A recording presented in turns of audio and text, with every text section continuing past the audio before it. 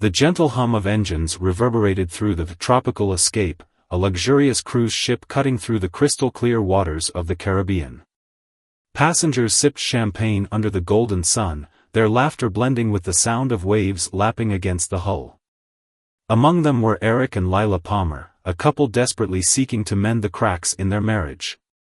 For Eric, this trip was a leap of faith, an attempt to reconnect with the woman he had loved for years but now barely recognized. Lila, on the other hand, saw this as her chance to rediscover the freedom and passion she had long suppressed. The brochure had promised indulgence, mystery, and uninhibited pleasure, a week of escape from the mundane confines of everyday life. That evening, the Palmers stepped into the opulent dining hall for the ship's welcome dinner. Chandeliers glittered overhead, casting a warm glow over tables adorned with fine linen and sparkling silverware. Lila's emerald green dress caught the light as she smiled nervously at Eric, his hand lingering at the small of her back. It was an evening designed to dazzle and disarm, to help strangers shed their inhibitions. At their table sat another couple, Martin and Sasha Wilson. Martin exuded effortless charm, his easy smile and confident demeanor made an instant impression. Sasha, a striking artist with a mane of auburn curls, had a lively presence that seemed to light up the room. Conversation flowed smoothly, buoyed by generous pours of wine and shared anecdotes. "We've been on this cruise before," Martin said with a knowing grin, leaning back in his chair. "It's an experience you won't forget." Sasha chimed in, her voice warm and inviting. "The parties are amazing, but the ports we'll visit? Absolutely breathtaking. You're going to love it."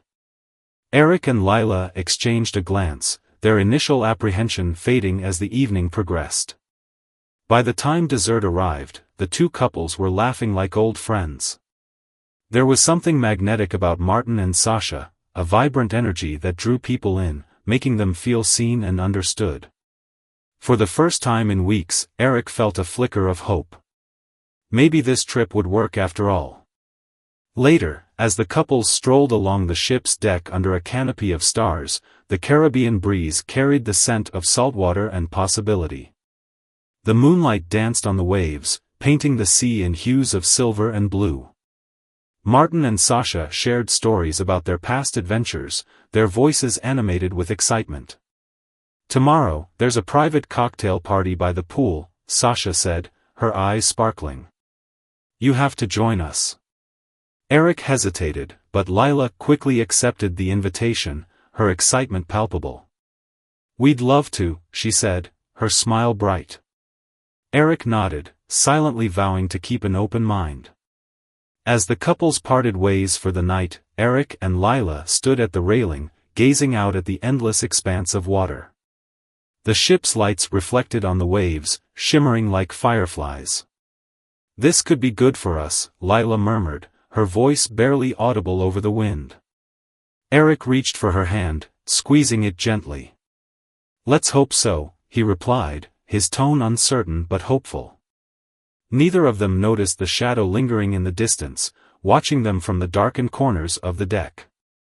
For now, the night seemed perfect, a fleeting illusion of peace before the storm.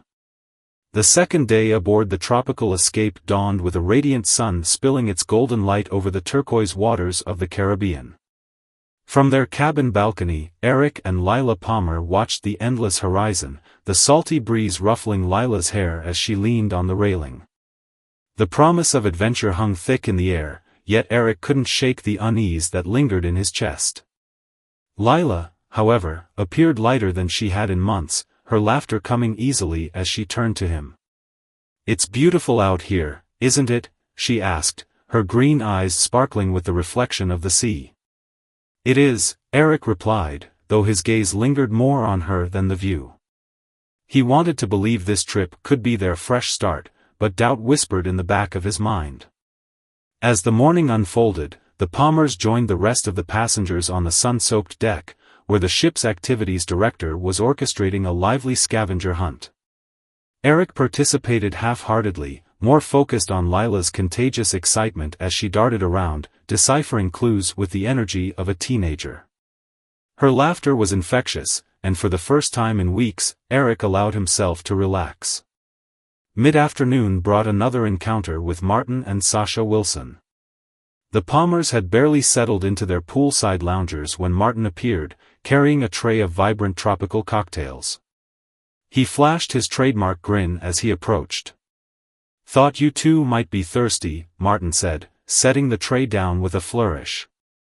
Sasha trailed behind him, her auburn curls catching the sunlight as she handed Lila a drink. "Cheers to new friends," Sasha said warmly, raising her glass. "To new adventures," Lila chimed in, clinking her glass with Sasha's. Eric and Martin exchanged a glance, and for a fleeting moment, Eric wondered if there was something more calculating behind Martin's charm. But the thought vanished as quickly as it came. The four of them quickly fell into easy conversation, sharing snippets of their lives. Martin spoke with a confidence that bordered on arrogance, recounting tales of his business success and past travels. Sasha, by contrast, was more grounded, peppering the conversation with humor and anecdotes from her art exhibitions. "Are you two coming to the cocktail party tonight?" Sasha asked, tilting her head toward Lila. "We wouldn't miss it," Lila replied enthusiastically. Eric nodded in agreement, though his stomach churned at the thought of mingling with strangers in an environment he didn't fully understand. That evening, the Palmers dressed for the party in one of the ship's lavish lounges. Lila wore a sleek black dress that hugged her figure, drawing admiring glances from passers-by. Eric adjusted his tie, feeling slightly out of place but determined to make the best of the evening. The cocktail party was a spectacle of decadence. Golden chandeliers cast a warm glow over the room, where couples mingled in an atmosphere thick with unspoken possibilities. Laughter and music filled the space as servers in crisp white uniforms circulated with trays of champagne flutes. Martin and Sasha greeted the Palmers warmly, guiding them toward a group of other couples. The conversations flowed as freely as the drinks, with topics ranging from travel to art and, inevitably, the ship's reputation for indulgent escapades. "You'll see," Martin said with a wink, swirling the amber liquid in his glass. "This ship has a way of bringing out the best, and sometimes the worst, in people." The comment lingered in Eric's mind as the night progressed. He noticed the way Martin's gaze lingered on Lila, his compliments becoming more pointed as the hours wore on. Meanwhile, Sasha seemed unfazed, her attention focused on engaging Lila in lively discussion about art and culture. Eric tried to shake off the unease, but it clung to him like a shadow. When he excused himself to get another drink, he caught a fleeting glimpse of a figure standing near the edge of the room, a man he didn't recognize, watching their group with an intensity that made Eric's skin crawl. By the time the Palmers returned to their cabin that night, the joviality of the evening had dulled into an uncomfortable silence. Lila sat on the edge of the bed, her heels discarded, while Eric stood by the window, staring out at the dark expanse of ocean. "Are you okay?" Lila asked, her voice tinged with concern. "I'm fine," Eric replied, though his tone betrayed him. He turned to face her, forcing a smile. "Just tired, I guess." Lila nodded, but the tension between them was palpable.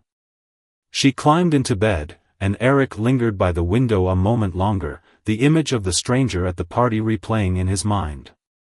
Something about the night didn't sit right, and as he finally lay beside his wife, sleep eluded him.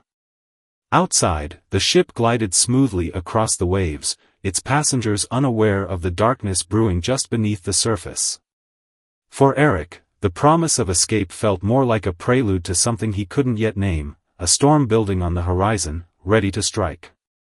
The days aboard the tropical escape unfolded like a dream, at least, on the surface. For Eric, the ship's constant hum and the ceaseless allure of the Caribbean's turquoise waters couldn't mask the unease growing in his gut. He tried to ignore it, focusing instead on Lila's rekindled energy. She seemed happier, more vibrant, as though the ocean air had stripped away months of weariness. But even her renewed enthusiasm couldn't dispel the shadows creeping into their seemingly idyllic escape. Eric couldn't help but notice how often Martin found excuses to be near Lila. Whether at breakfast, during poolside chats, or late-night gatherings, Martin's charm seemed increasingly targeted at his wife. His compliments, once general and harmless, had grown more specific and pointed. "That dress really brings out your eyes, Lila," Martin said one evening, his gaze lingering a second too long. Eric bristled but forced a polite smile, unsure if he was overreacting.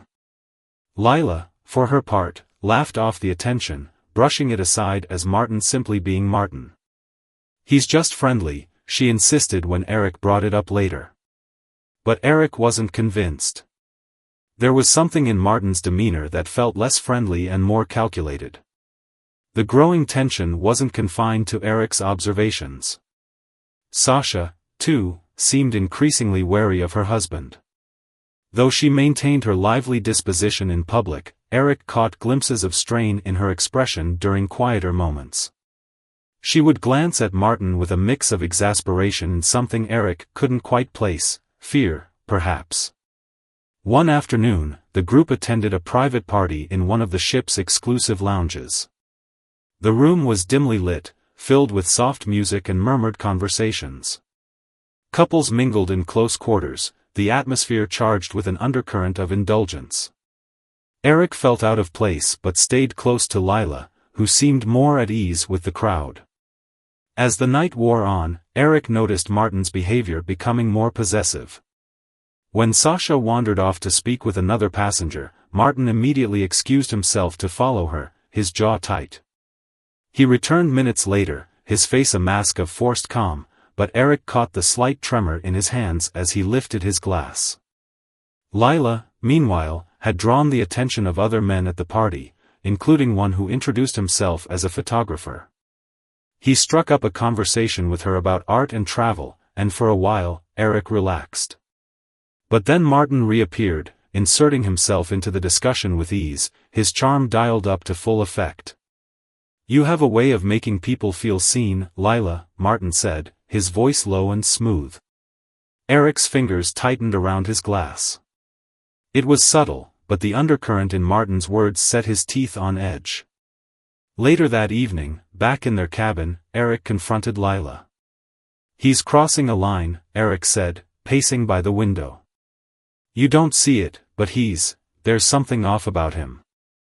Lila sighed, kicking off her heels and flopping onto the bed. "You're reading too much into it, Eric. He's harmless. Besides, Sasha's the one who has to deal with his quirks, not us." Eric stopped pacing, his brow furrowing. "Harmless? Did you see the way he followed Sasha earlier? Or how he's always hovering around you?" Lila rolled her eyes. "You're being paranoid. Let's just enjoy the trip, okay?" But Eric couldn't let it go. His instincts told him something was brewing, something dangerous. And he wasn't the only one feeling the weight of unease. Unbeknownst to the Palmers, another set of eyes was watching them. Daniel Carter, the quiet artist who had largely gone unnoticed during the cruise, observed the group with an intensity that bordered on obsession. From the shadowed corners of the deck to the bustling dining halls, Daniel's focus remained on Sasha. His sketches, hidden away in his cabin, captured her in various moments, laughing, smiling, even arguing with Martin. Each stroke of his pencil revealed his fixation. Daniel wasn't content to simply watch. He had begun following them, learning their routines, waiting for the right moment to make his move. To him, Sasha was trapped, suffocating under Martin's control. And in his mind, he was the only one who could save her. By the third evening, the tension reached a breaking point. At a grand masked ball hosted in the ship's main ballroom, the Palmers and the Wilsons arrived together, their laughter forced as they tried to ignore the mounting friction. The room was a dazzling display of mystery and elegance, with couples dressed in extravagant costumes and glittering masks. But beneath the veneer of celebration, emotions simmered dangerously close to the surface. As the night progressed, Martin's jealousy flared. He accused Eric of spending too much time with Sasha, his voice rising above the music. Eric, trying to stay calm, deflected the accusation, but Martin wouldn't let it go. "You think I don't notice?" Martin hissed, his mask askew. "You're always finding excuses to talk to her. Are you serious right now?" Eric replied, his voice tight. "Maybe focus on your own behavior before pointing fingers." The argument drew attention, the partygoers whispering behind their masks. Martin stormed off, leaving Eric shaken and embarrassed. Sasha rushed to calm Eric, but her touch only deepened the tension. In the shadows, Daniel watched it all, his fists clenched. To him, this was the moment he had been waiting for. The storm brewing between these four people was about to break, and Daniel was ready to seize his chance. The night that had started with laughter and music ended in ominous silence. The morning after the grand masked ball began like any other on the tropical escape. The Caribbean sun cast its golden rays across the rippling waves, and the scent of salt lingered in the warm breeze. Passengers slowly emerged from their cabins, ready to indulge in another day of decadence. But for Eric Palmer, the sunshine offered no comfort. He hadn't slept. The argument with Martin the night before still echoed in his mind, and the way Sasha had tried to soothe him only made the tension worse. Something felt off, like the calm before a storm. Lila stirred next to him, rubbing her eyes as she sat up. "Did you even sleep?" she asked, her voice thick with grogginess. Eric shook his head, staring out at the endless horizon. "I couldn't. Last night, it just felt wrong." Before Lila could respond, a knock came at the door. It was unusually early for visitors. Eric opened it to find a uniformed crew member, his face pale and serious. "Good morning, sir," the crew member said stiffly. "The captain has requested all passengers remain in their cabins for the time being. There's been an incident." "What kind of incident?" Eric asked, his stomach twisting. The crew member hesitated. "I'm not at liberty to say. Please stay in your cabin until further notice." Eric closed the door and turned to Lila, his unease now a knot in his chest. "Something's happened." Word spread quickly despite the captain's attempts to contain it. Whispers filled the corridors and dining halls as passengers speculated about the nature of the incident. The tension on board shifted palpably from carefree indulgence to fearful uncertainty. The vibrant energy of the ship now felt heavy, suffocating. Hours later, the captain's voice came over the intercom, his tone grave. "Ladies and gentlemen, I regret to inform you that a passenger has been found deceased. Authorities have been notified, and the ship will remain docked at its next port until the investigation is complete. For now, we ask for your patience and cooperation." The announcement sent a ripple of shock through the ship. Some passengers gasped audibly, others exchanged uneasy glances. Eric felt his pulse quicken, a sickening realization dawning on him. "It's him," he whispered to Lila, who looked at him in alarm. "Martin. It has to be Martin." The grim details emerged in hushed conversations among the passengers. A crew member had discovered Martin's body in the early hours of the morning, slumped in a shadowed corner of the deck. He had been stabbed multiple times, the blood pooling beneath him stark against the polished wood. The scene was gruesome, a horrifying contrast to the luxury of the ship. The ship's security team cordoned off the area, but news traveled fast. Eric and Lila remained in their cabin, the weight of the revelation pressing down on them. Lila sat on the edge of the bed, her hands trembling. "This can't be real," she murmured. "We were just with him last night." Eric leaned against the wall, his jaw clenched. "This isn't a coincidence," he said, his voice low. The argument, the way he stormed off, someone was watching. Someone was waiting. Their conversation was interrupted by another knock at the door, this time sharper and more insistent. When Eric opened it, he found himself face to face with a woman who exuded authority. Her piercing gaze met his, and she introduced herself with a clipped tone. Detective Julia Jackson. I've been brought in to investigate the death of Martin Wilson. I need to ask you a few questions. Eric stepped aside to let her in, his heart pounding. This wasn't just an unfortunate accident or a random tragedy. In the confines of a maximum security prison, Daniel Carter lived out the consequences of his obsession. His confession and the damning evidence had sealed his fate, life without parole. But Daniel's mind remained locked on Sasha, the woman he believed he had acted for. From his cell, he continued to sketch her, his drawings now tinged with a melancholy that revealed the depth of his fixation. Prison psychologists described him as delusional, unable to reconcile his actions with the reality of the situation. I thought I was saving her, he told one therapist. I thought she needed me. But Sasha never visited. She never wrote. She became a ghost in his life, just as she had become to the outside world. The tropical escape became a symbol of more than just a crime, it was a mirror reflecting the dangers of unchecked desire, secrets, and human frailty. True crime enthusiasts dissected the case endlessly, speculating about Sasha's involvement, Daniel's mental state, and the role of the Palmers in the tragedy. Documentaries and podcasts retold the story, each adding their own spin, but the core of the narrative remained unchanged: paradise had turned to peril. For Detective Julia Jackson, the case was a bittersweet victory. She had secured a conviction, but the lingering doubts and unanswered questions haunted her. Justice was served, she often said, but the truth? The whole truth? That's another story. The story of the tropical escape serves as a chilling reminder: even the most idyllic settings can harbor darkness.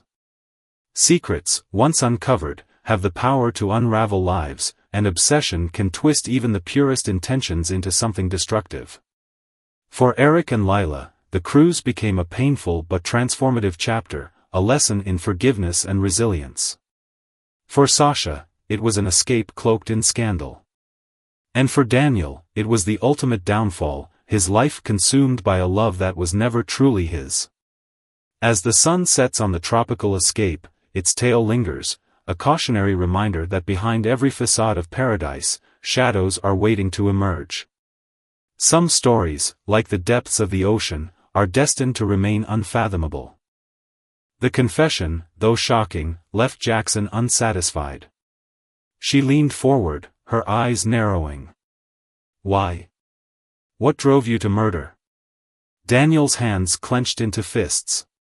He didn't deserve her, he said through gritted teeth. Sasha.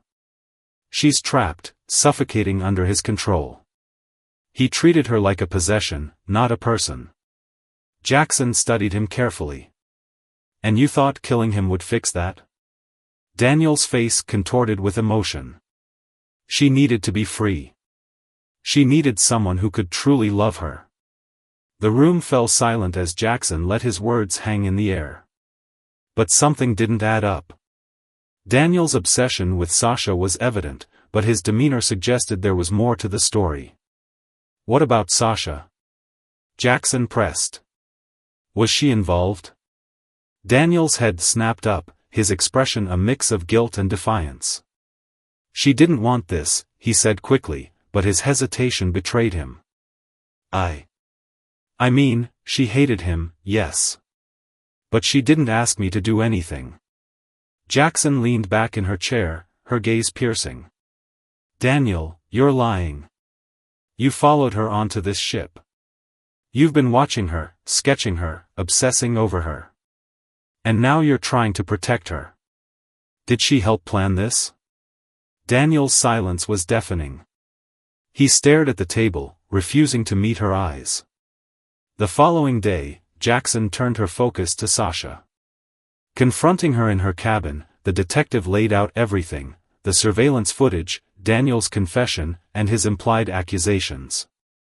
Sasha remained eerily calm as Jackson spoke, her expression unreadable. So, what do you have to say? Jackson asked, crossing her arms. Did you encourage Daniel? Did you manipulate him into doing your dirty work? Sasha's lips curved into a faint, almost defiant smile. "Daniel's delusional," she said softly. "He's a lonely man who misinterpreted kindness for something more. I had no idea he would do this." "But you didn't stop him, did you?" Jackson countered. "You could have seen the signs. You could have warned someone." Sasha's composure faltered for the first time, her voice trembling. "Do you know what it's like to live with someone like Martin? He controlled everything. He decided who I talked to, what I wore, where I went. He wasn't a husband. He was a prison." Her words hung heavy in the room, but Jackson wasn't swayed. "That may explain your resentment, but it doesn't absolve you of guilt. I think you saw Daniel as your way out. And when things went too far, you let him take the fall." As the investigation deepened, Jackson uncovered another shocking twist. Hidden among Daniel's belongings were detailed sketches and notes outlining not just Martin's murder but a plan to eliminate Eric as well. Daniel had viewed Eric as an obstacle, someone standing in the way of Sasha's newfound freedom. Eric was next, Jackson realized, her stomach churning as she pieced together the implications. Daniel's obsession had turned deadly, and Sasha's role, whether as an instigator or a victim, remained murky. The tension aboard the tropical escape reached a fever pitch. Jackson now faced a tangled web of lies, manipulation, and obsession. Daniel was behind bars, but Sasha's involvement remained frustratingly ambiguous. She was either a master manipulator or a woman caught in the crossfire of a madman's fixation. And until Jackson could untangle the truth, the shadows of doubt would linger. The ship, once a haven of freedom and fantasy, had become a prison of secrets. One man was dead, another's life had unraveled, and everyone else on board was left questioning what they thought they knew. For Detective Jackson, the case was far from closed, she could feel it. The truth, buried deep beneath layers of deception, was waiting to be unearthed. 3 months after the murder aboard the tropical escape, the courtroom was packed to capacity. Spectators jostled for seats, journalists clutched their notebooks, and a sense of anticipation hung heavy in the air. The case had captivated the public, a sordid tale of obsession, betrayal, and murder set against the backdrop of luxury and indulgence. At the center of it all sat Daniel Carter, the accused, his face pale and gaunt under the harsh courtroom lights. Daniel faced charges of first-degree murder for the death of Martin Wilson. His confession and the damning forensic evidence left little room for doubt, but the trial wasn't just about his guilt. The prosecution sought to establish the role of Sasha Wilson, the enigmatic widow who, despite the cloud of suspicion surrounding her, had not been formally charged. The prosecutor began with a methodical presentation of evidence. The bloody knife found in the maintenance closet bore Daniel's fingerprints. Its placement suggested an attempt to hide the crime, reinforcing premeditation.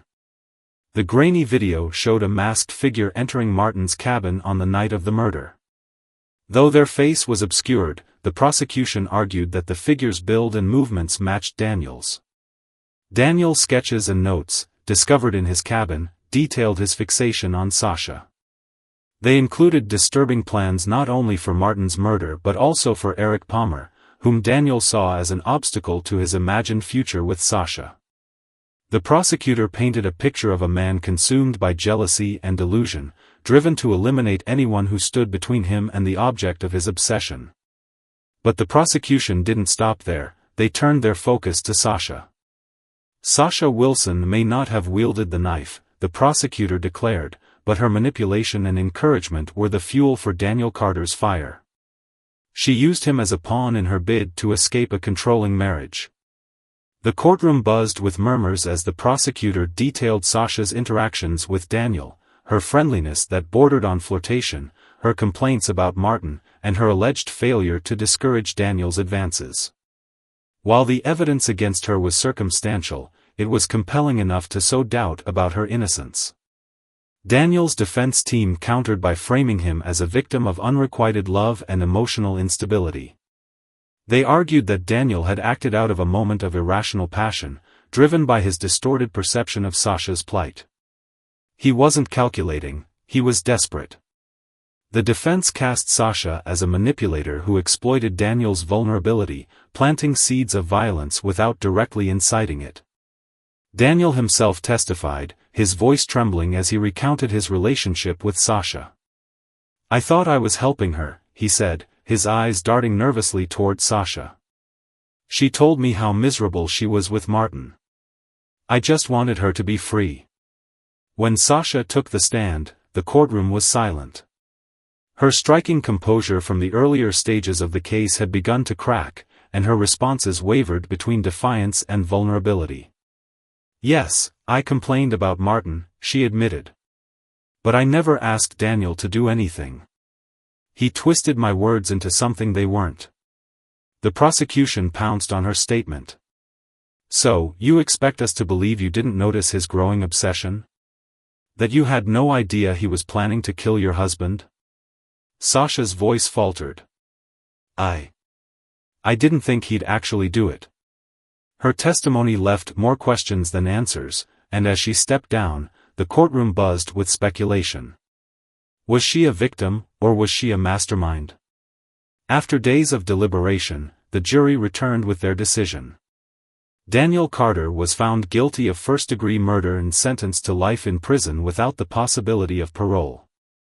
The courtroom erupted, some in relief, others in frustration that Sasha had evaded formal charges. Sasha walked out of the courthouse a free woman, but not without consequences. The media hounded her, and public opinion was divided.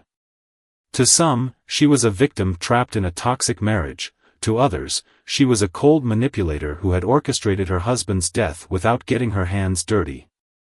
For Eric and Lila Palmer, the trial marked the end of a nightmare but not the resolution of their struggles. The revelations aboard the tropical escape had fractured their marriage, exposing long-buried insecurities and doubts. Eric had been ready to leave, unable to forgive Lila for her flirtations with Martin and the chaos that ensued. But Lila pleaded for another chance, promising to rebuild their trust.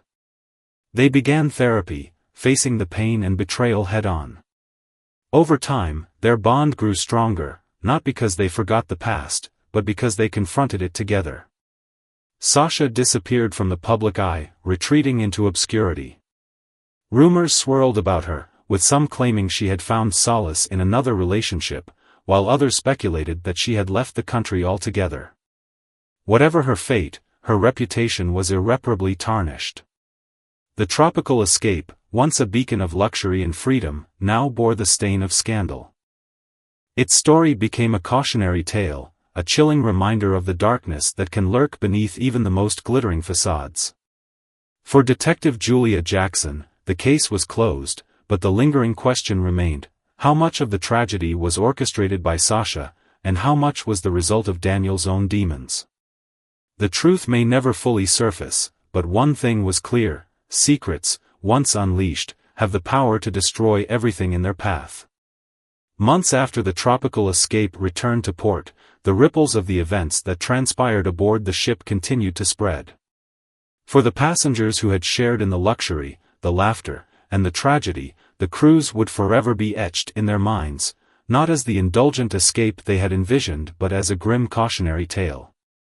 The ship itself, once celebrated for its hedonistic allure, became infamous.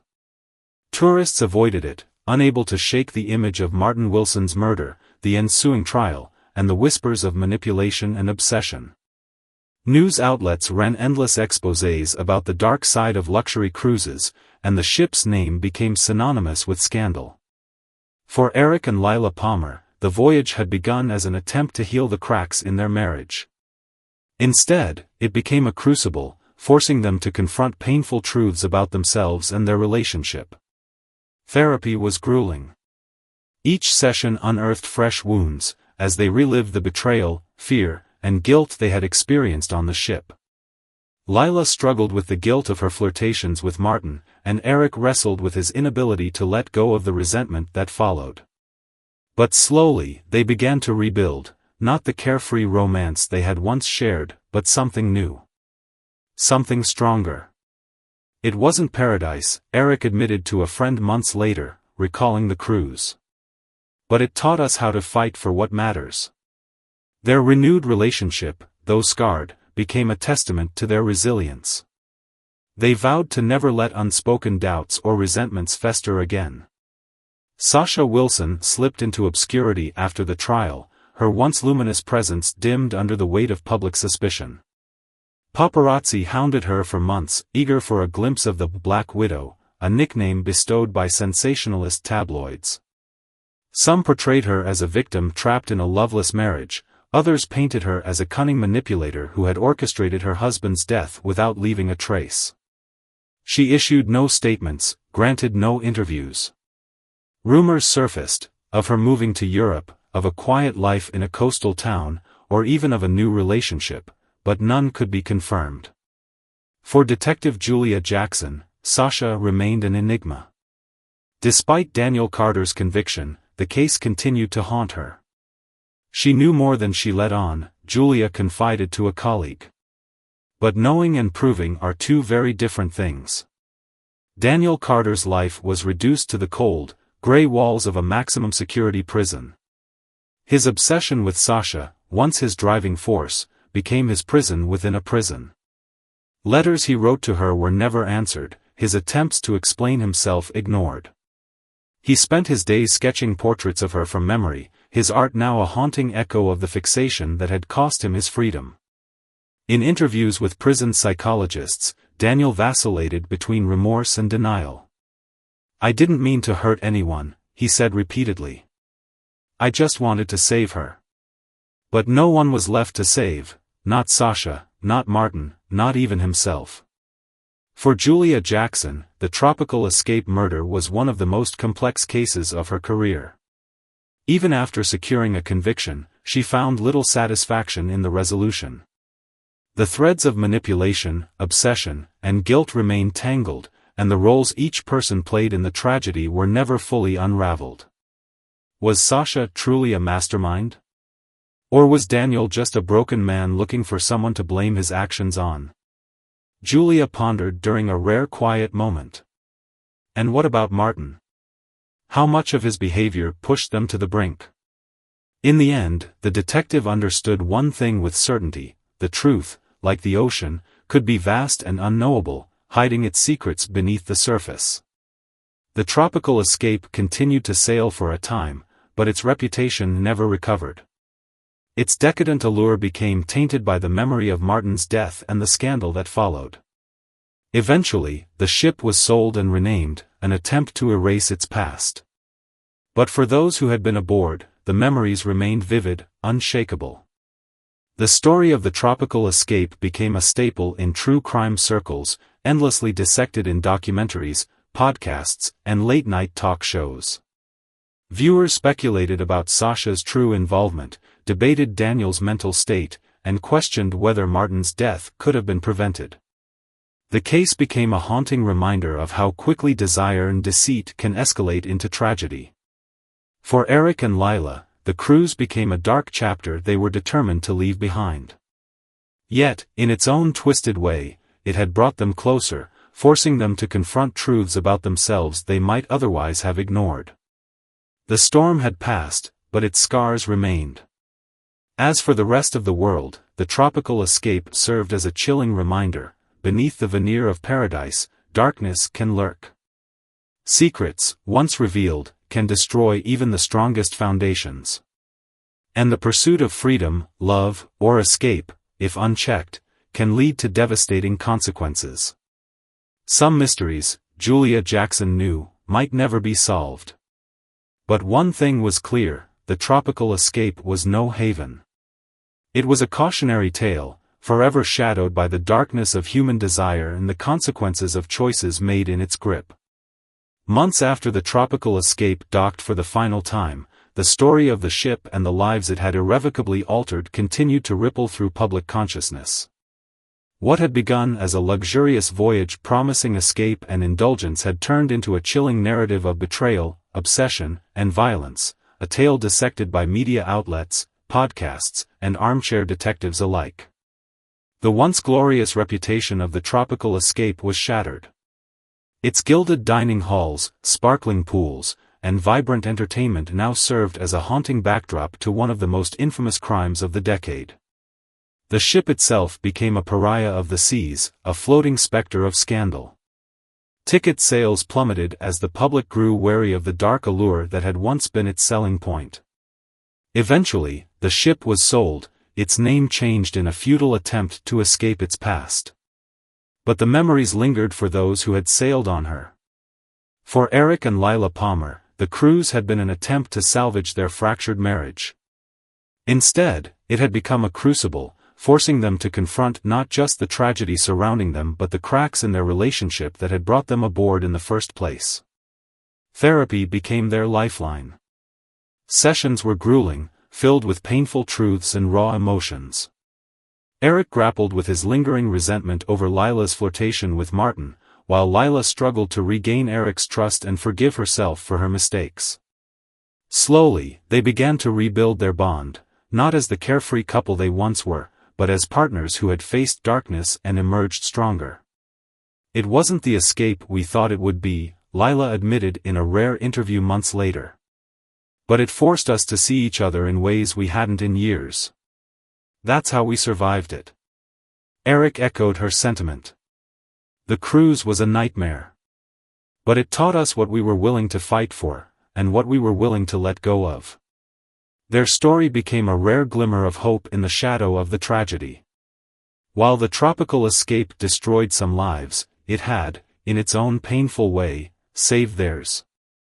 Sasha Wilson's life took a different trajectory. After the trial, she disappeared from public view, her once vivid presence dulled by the weight of suspicion. The media labeled her the Black Widow, a name that carried insinuations of guilt she had never been formally charged with. Public opinion was sharply divided. Some saw her as a victim, trapped in a controlling marriage and manipulated by Daniel Carter's obsession. Others viewed her as a cunning puppet master who had orchestrated her husband's death from the shadows. Rumors swirled, of Sasha living in seclusion in a small coastal town, or perhaps moving abroad to escape the constant scrutiny. Whatever the truth, she left behind a trail of unanswered questions. Detective Julia Jackson remained unconvinced of Sasha's innocence. "There are things we'll never know," she admitted in a reflective interview.